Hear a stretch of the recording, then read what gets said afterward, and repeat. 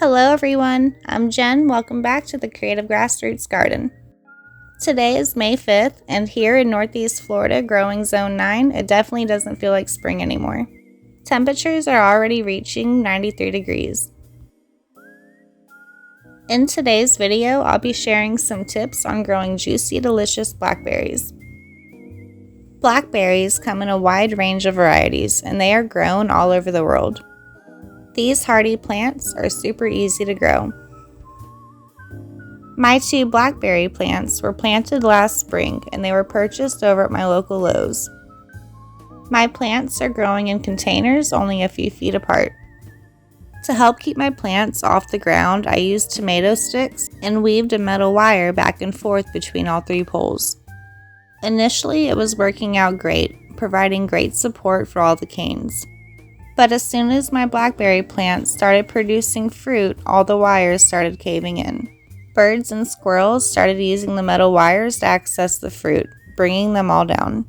So I'll be sure to build a stronger trellis. When it comes to harvesting time, I'm definitely competing with the birds and squirrels for fruit. If you're growing blackberries and facing the same problem, row covers definitely help deter the wildlife. My blackberries is a thornless variety, and they have been very productive. They grow best in full sun, with an average of 6 to 8 hours of sunshine a day, and a regular day-to-day watering. Blackberries are ready for harvest once they develop their deep dark colors and start glistening in the sun.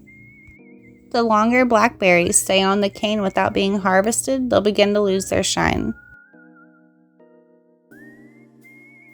And this is a great example of a blackberry that's been on the cane way too long. Once it sits on the cane past its prime, it'll begin to dry out and shrink. Okay, y'all, no judgment. I did not wash my blackberry, but I was too eager to try it, so it was super delicious.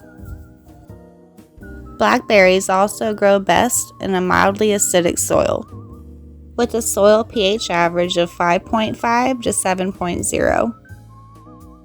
If you decide to grow your blackberries in containers as well, my one suggestion would be to make sure your container is at least 24 inches to 36 inches, so your roots have plenty of room. Blackberries are also a perennial plant that bears its fruit on biennial canes. Every year the plant will produce new canes called primocanes. Primocanes only produce leaves and foliage and no flowers or fruit in the first year. Berries will only grow on the cane in the second year. The second year cane is known as the floricane. And once your floricanes bloom in the second year, your plant will not produce from the same cane again. You can boost your fruit production on your plant by pruning off the second year cane after it's done producing fruit. Of course, depending on the caretaker, I've read that blackberries can live as long as 50 to 100 years. And when it comes to blackberries, there's 3 different types.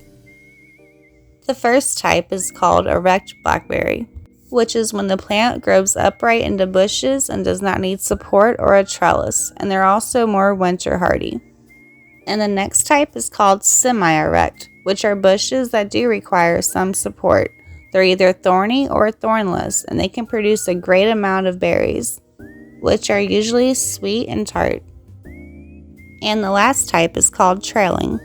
Trailing varieties absolutely do require some type of trellis support. Trailing varieties also seem to be the least winter hardy of all, but produces loads of juicy and sweet fruit. To have a highly productive plant, be sure to prune off your second year canes after they produce. And that's it, everyone. I'm Jen from the Creative Grassroots Garden. I hope y'all are having a great day, and I look forward to seeing y'all next time. Have a great day, everyone.